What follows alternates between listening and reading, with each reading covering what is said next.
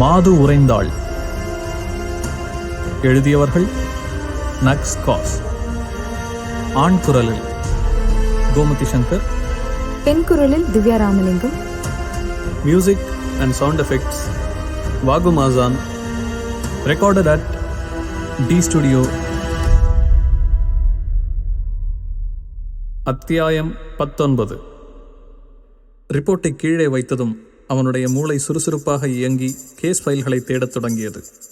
அந்த ரிப்போர்ட்டிலிருந்து அவன் மனதை திருப்ப ஏதோ ஒரு கேஸ் ஃபைல் போதும். அவன் காலுக்கு அருகில் கிடந்த ஒரு பெட்டியை திறந்து பார்த்தபோது நாராயணன் என்று எழுதியிருந்த ஃபைல் அவன் கண்ணில் பட்டது. ஆர்யா. அவனுக்கு நினைவுக்கு வந்தது. டாக்டர் சுஜாதாவோடு பேச ஆரம்பித்த பிறகு அவன் திரும்பி பார்த்திராத ஒரே கேஸ் இதுதான். முதலில் அந்த கேஸ் வழக்கம் போன்ற ஒன்றாக இருந்தாலும் பின்னர் ஒரு திருப்பம் வந்தது. நட்ட நடுவில் அந்த கேஸின் விசாரணை முடிக்கப்பட்டது. விஷ்ணுவுக்கு ஏதோ சரியாகப்படவில்லை. அந்த கேஸை பற்றி தெரிந்து கொள்ள வேண்டும் என்று இல்லாமல் சும்மா கோபிகாவின் கொலையிலிருந்து அவனுடைய மனதை திருப்புவதற்காக அவன் ஆர்யாவின் கேஸ் ஃபைலை வாசிக்கத் தொடங்கினான். ஒரு பெரிய டெக்னாலஜி பைத்தியமான கோபிகா கூட அவர்கள் எடுத்துக்கொண்ட ஒவ்வொரு கேஸுக்கும் பழைய பாணியில் பேப்பர் ஃபைல்கள் வைத்திருக்க வேண்டும் என்று அடம் பிடித்திருந்தது அவனுக்கு விசித்திரமாக இருந்தது. அவள் தினசரி டைரி எழுதும் பழக்கம் கொண்டிருந்ததால் வந்திருந்த வினை. டிஜிட்டல் டைரிகள் பிரபலமாகிக் கொண்டிருந்த அந்த காலகட்டத்தில் அவன் அவளுக்கு ஒரு டிஜிட்டல் டைரியை பிறந்தநாள் பரிசாக கொடுத்திருந்தான். ஆனால் 5 மாதங்களாகியும் அவள் அதை தொட்டுக்கூட பார்த்திருக்கவில்லை என்று பிறகுதான் கண்டுபிடித்தான். பர்சனல் டைரி கையால் தான் எழுதப்பட வேண்டும் என்று அவள் எப்பொழுதும் சொல்வதுண்டு. டைரி எழுதுவது நினைவுகளையும் வார்த்தைகளையும் உணர்ச்சிகளையும் கிறுக்கல்களையும் தாண்டின ஒன்று என்பாள் அவள். அவளின் மனநிலைக்கு ஏற்ப அவளின் கையெழுத்து எப்படி மாறுகிறது என்றும் அவள் தன் டைரியில் இருந்து அறிந்து கொள்வாள்.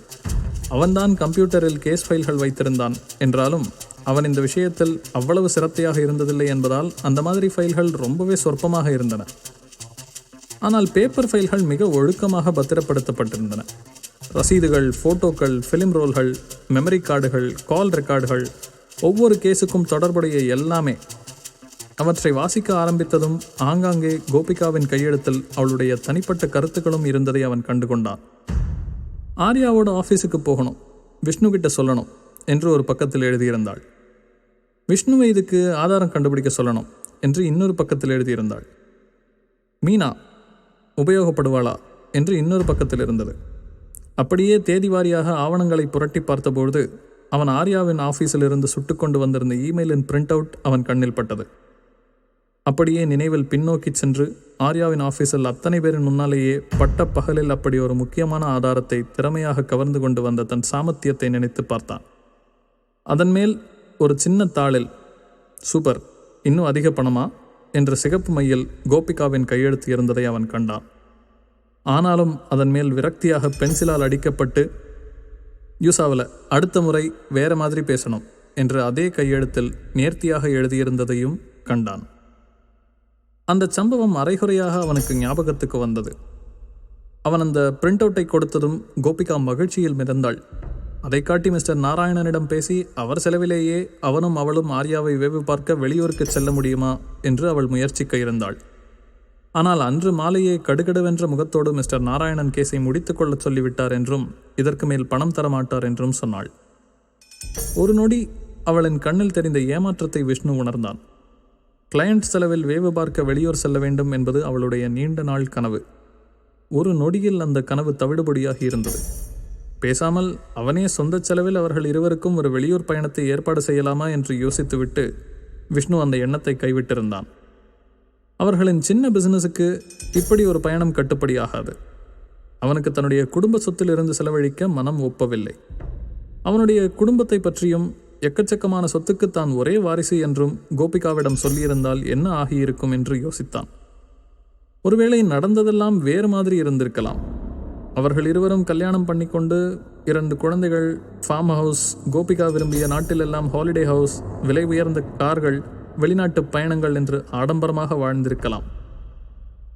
உடனே இத்தனை காலமும் அவன் மனதில் உறுத்தி கொண்டே இருந்த எண்ணம் மீண்டும் தலை தூக்கியது. கோபிகா நிஜமாகவே அவனைத்தான் காதலித்தாளா அல்லது அவனை வைத்து நிறைய பணம் சம்பாதிக்கலாம் என்று நினைத்தாளா? அபத்தம். அப்படி நினைக்க வேண்டாம் என்று தனக்குத்தானே சொல்லிக்கொண்டான். அவன் கோபிகாவை நிஜமாக காதலித்தான். ஆனால் அவள் அவனை அப்படி காதலித்தாளா என்று எதிர்கேள்வி கேட்டது மனசாட்சி.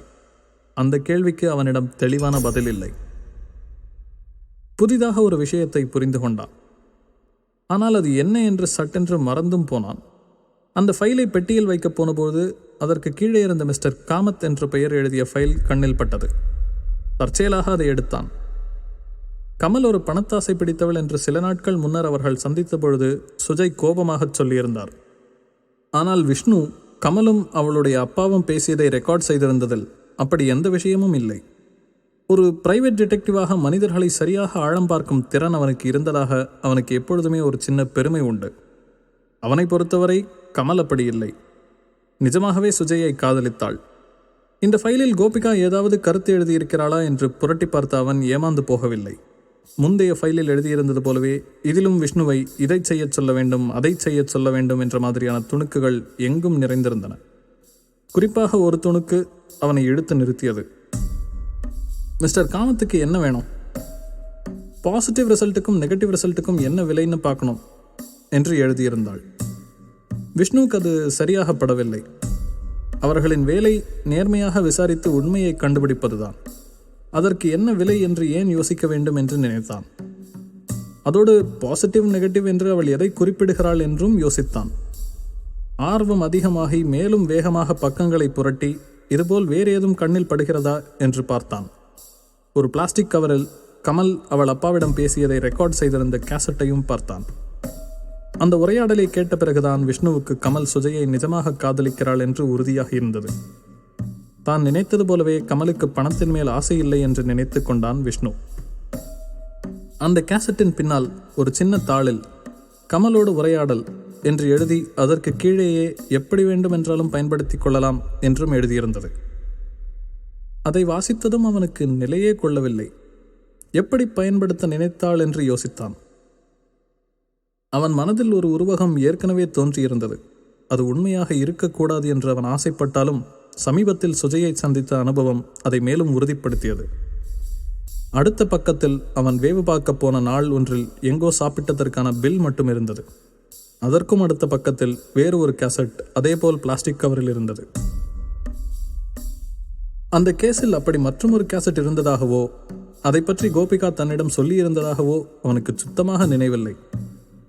எதற்காக இந்த ஃபைலில் இன்னொரு கேசட் இருக்க வேண்டும் என்று அவன் வியந்தான். ஒருவேளை கோபிகா அந்த கேசட்டை இன்னொரு காப்பி எடுத்து மிஸ்டர் காமத்துக்கு கொடுக்க நினைத்தாளா? அப்படியானால் ஏன் அதை அவரிடம் கொடுக்கவில்லை? ஏன் அது இன்னும் இந்த ஃபைலில் இருக்கிறது?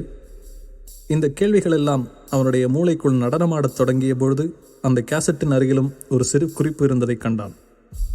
பணத்துக்காக என்று அதில் எழுதியிருந்தது. விஷ்ணுவுக்கு ஒன்றும் புரியவில்லை. மிஸ்டர் காமத்துக்கு முதலில் இருந்தே கமல் சுஜய் திருமணத்தின் மேல் விருப்பமில்லை. எப்படியாவது கமலை பற்றி ஏதாவது தப்பாக கண்டுபிடித்து கல்யாணத்தை நிறுத்திவிடலாமா என்ற எண்ணத்தில் தான் அவர்களிடம் வந்திருந்தார். விஷ்ணுவுக்கு நினைவிருந்தவரை அவர்களின் விசாரணையில் கமலை பற்றி தப்பாக சொல்லும் அளவுக்கு எதுவுமே இல்லை. இருந்தாலும் இப்பொழுது சுஜய் கமலை ஒரு பணத்தாசை பிடித்தவள் என்று நம்பி இன்னொரு பெண்ணை திருமணம் செய்து கொண்டிருக்கிறார். சுஜய் கமலை பற்றி தவறாக புரிந்து கொண்டிருப்பது ஏற்கனவே அவனுக்கு வருத்தமாக இருந்த நிலையில் இந்த ஃபைலில் பணத்துக்காக என்று எழுதி ஆச்சரிய குறியிட்ட குறிப்பு ஒன்று இருந்தது அவனை மேலும் வாட்டியது. நிச்சயமாக ஏதோ தவறு நடந்திருக்கிறது. முதல் இந்த கேசட் போட்டு இதில் என்ன இருக்குன்னு கேட்கணும். டேப் ரெக்கார்டர் எங்கே இருக்கிறது என்று தேடினான். அவனுடைய கல்லூரி நாட்களிலும் பின்னர் டிடெக்டிவாக இருந்த நாட்களிலும் பயன்படுத்திய அவனுடைய பழைய Panasonic RX 5030 பூம்பாக்ஸ் அவனுடைய நினைவுக்கு வந்தது. நீண்ட காலம் உழைக்கக்கூடிய அந்த காலத்து டேப் ரெக்கார்டர். கல்லூரி காலத்தில் அது தேய தேய கேசட்டாக கேட்டிருக்கிறான். பின்னர் டிடெக்டிவ் வேலையிலும் அவன் வேவு பார்க்கும் பொழுது பதிவு பண்ணிய உரையாடல்களை அதில் கேட்டிருக்கிறான். அறையின் ஒரு மூலையில் சாம்பல் நிறத்தில் தெரிந்த உலோகப் பெட்டியை கண்டதும் அதுதான் என்று உடனே அவன் தேடிக்கொண்டிருப்பது புரிந்தது. உடனே அதை எடுத்து அறக்க பறக்க சோதித்து பார்த்தான். அதோடு பவர் கேபிள் இல்லாதது ஏமாற்றமாக இருந்தது. பேட்டரியை தேட வேண்டும் என்று நினைத்த போதுதான் அவனுக்கு ஞாபகம் வந்தது. அந்த கால பழக்கப்படி பேட்டரி கம்பார்ட்மெண்ட்டில் தான் பவர் கேபிள் பத்திரமாக சுருட்டி வைத்திருப்பார்கள். நினைத்தபடியே பேட்டரி கம்பார்ட்மெண்ட்டில் பவர் கேபிள் பத்திரமாக சுருட்டி வைத்திருந்தது அவனுக்கு ஆறுதலாகவும் ஆச்சரியமாகவும் இருந்தது. பழைய பழக்கங்கள் அவ்வளவு சீக்கிரம் மாறுவதில்லை என்று நினைத்து கொண்டான். கேசட்டை போட்டு பவர் கேபிளை மாட்டி அதில் ரெக்கார்ட் ஆகியுள்ளதை கேட்க ஆயத்தமான பொழுதுதான் இந்த பழைய டேப் ரெக்கார்டுகளை சம்பிரதாயமாக ஹெட் கிளீனிங் செய்தால்தான் ஒலி துல்லியமாக கேட்கும் என்று ஞாபகம் வந்தது. இந்த காலத்தவர்களுக்கு இதெல்லாம் என்னவென்று கூட தெரியாது என்று சிரித்து கொண்டான். கேசட்டுக்கு பதிலாக ப்ளூரேவும் MP3யும் பயன்படுத்தப்படும் இந்த காலத்தில் டேப் ரெக்கார்டரே பிரமிடுகளைப் போல பழமையானதுதான். விஷ்ணு ஆக வேண்டியதை செய்தான். கேசட் கம்பார்ட்மெண்ட்டை திறந்து ஒரு சிறு தாளில் எச்சில் வைத்து ஈரமாக்கி அதை சுத்தமாக துடைத்தான். காகிதத்தில் ஒட்டிக்கொண்டு நிறைய அழுக்கு வெளியேறியது. நல்ல யோசனை என்று நினைத்து கொண்டான். பின் கேசட்டை போட்டு ப்ளே பட்டனை அழுத்தினான். முதலில் கரகரவென்று கொஞ்ச நேரம் ஏதேதோ சத்தங்கள் வந்த பிறகு 2 பேர் பேசிக்கொண்டிருந்த உரையாடல் தெளிவாக கேட்டது. கேட்டதுமே அதில் ஒன்று கமலின் மெல்லிய குரல் என்று கண்டு கொண்டான். அதிகம் போனால் ஒரு 4 நிமிடங்கள் இருக்கும் உரையாடல்தான். ஆனால் முழுவதும் கேட்டு முடிந்ததும் அவன் அதிர்ந்து போய் அமர்ந்தான். தன்னையே நம்பாமல் கேசட்டை மறுபடியும் போட்டு கேட்டான். மீண்டும் மீண்டும் போட்டு கேட்டான். அவன் கேட்டது அவனை அருவரப்படைய வைத்தது. கமலும் அவளுடைய அப்பாவும் பேசிய ரெக்கார்டிங்கை யாரோ அழித்து மாற்றியிருப்பது அவனுக்கு தெளிவாக புரிந்தது. உண்மையான உரையாடலில் கமலுக்கு சுஜயன் பணத்தின் மேல் எந்த ஆசையும் இல்லை என்பதும் அவர் மேல் உண்மையான காதல் இருப்பதும் தெளிவாக இருந்தது. ஆனால் இந்த கேசட் கமலை வேறு மாதிரி சித்தரிக்கிறது. கமல் தன் அப்பாவுடன் சேர்ந்து பணத்தாசை பிடித்து சுஜையைப் போல் ஒரு வசதியான பையனை வளைத்து போட்டு அவனின் சொத்தையெல்லாம் அபகரிக்க திட்டம் போட்டதாக இந்த கேசட்டில் இருக்கும் உரையாடல் சொல்கிறது. மேலும் தன் திட்டம் நிறைவேறிய சந்தோஷத்தில் கமல் மிதந்து கொண்டே பேசுவதைப் போலவும் இருந்தது. ஏதோ காரணத்திற்காக என்னிடமிருந்து கோபிகா இதை வேண்டுமென்றே மறைத்திருக்க வேண்டும் என்று நினைத்த விஷ்ணுவுக்கு பணத்துக்காக என்று எழுதியிருந்த குறிப்பின் அர்த்தம் புரிந்தது. மிகவும் வருத்தத்தோடு ஒவ்வொரு பெட்டியாக அது இருந்த இடத்தில் எடுத்து வைத்து கொண்டிருந்த பொழுது பிரிக்கப்படாத அந்த கடிதம் விஷ்ணுவின் கண்ணில் மீண்டும் பட்டது. அந்த கடிதம் கோபிகாவுக்கு வந்திருந்தது ஆச்சரியமாக இருந்தது. பத்திரமாக அதை பிரித்தான். யாரோ ஒருவரின் உயிரை காப்பாற்றியதற்காக கோபிகாவுக்கு அனுப்பப்பட்ட நன்றி கடிதம் அது. ஆச்சரியமாக இருந்தது. இப்பொழுது அவன் மனம் முழு முனைப்புடன் அந்த கடிதத்தை பற்றியே யோசித்தது. அந்த கடிதம் எங்கிருந்து வந்திருக்கிறது என்று பார்த்தான். அதில் அனுப்பியிருந்தவரின் முகவரியும் கஸ்தூரி என்ற பெயரும் தெளிவாக இருந்தது. கோபிகாவின் பெயர் எழுதி ஆஃபீஸ் முகவரிக்கு அனுப்பியிருக்கிறார். தபால் முத்திரையின் கீழ் தபால் தலைகள் பழுப்பேறி போயிருந்தன. அந்த கடிதம் வந்திருந்த நாள் அவன் கைதானத்திற்கு ஒரு சில நாட்கள் தள்ளி இருந்தது. இத்தனை வருடங்களாகியும் இந்த தபால் பிரிக்கப்படாமலே இருந்தது அவனுக்கு ஆச்சரியமாக இருந்தது. கடிதத்தை மீண்டும் ஒரு முறை வாசித்து பார்த்தான். அந்த பெண்மணி பிரசவத்தின் போது ஏற்பட்ட சிக்கலில் உயிருக்கு போராடி கொண்டிருந்த பொழுது கோபிகா அவருக்கு இரத்த தானம் செய்து தாயையும் குழந்தையையும் காப்பாற்றியிருக்கிறாள். முன்பொரு முறை இரத்த தான முகாம் ஒன்றில் கலந்து கொள்ள சொல்லி கோபிகாவை கேட்டபொழுது தனக்கு ஊசிகள் என்றால் பயம் என்று சொல்லி பிடிவாதமாக மறுத்திருக்கிறாள். ஒரு பக்கம் அவர்கள் எடுத்துக்கொண்ட எல்லா கேஸையும் பணம் சம்பாதிக்கும் கருவிகளாக மட்டுமே கோபிகா அணுகி வந்ததை அவன் இப்பொழுதுதான் கண்டுபிடித்திருக்கிறான். உண்மையின் மேல் சிறிதும் அக்கறையின்றி, தான் செய்வது தவறென்ற சிறிதும் குற்ற உணர்ச்சியின்றி ஒரு ஆதாரத்தை அழித்து மாற்றி பணத்திற்காக விற்றிருக்கிறாள். அதுதான் பணத்துக்காக. இன்னொரு பக்கம் சரியான நேரத்தில் ரத்தம் கொடுத்து 2 உயிர்களை காப்பாற்றியதற்கு அவளுக்கு ஒரு நன்றி கடிதம் வந்திருக்கிறது. விஷ்ணு படுக்கையில் வீழ்ந்து கண்களை மூடினான். நாளை டாக்டர் சுஜாதாவிடம் நிறைய பேச வேண்டியிருக்கிறது.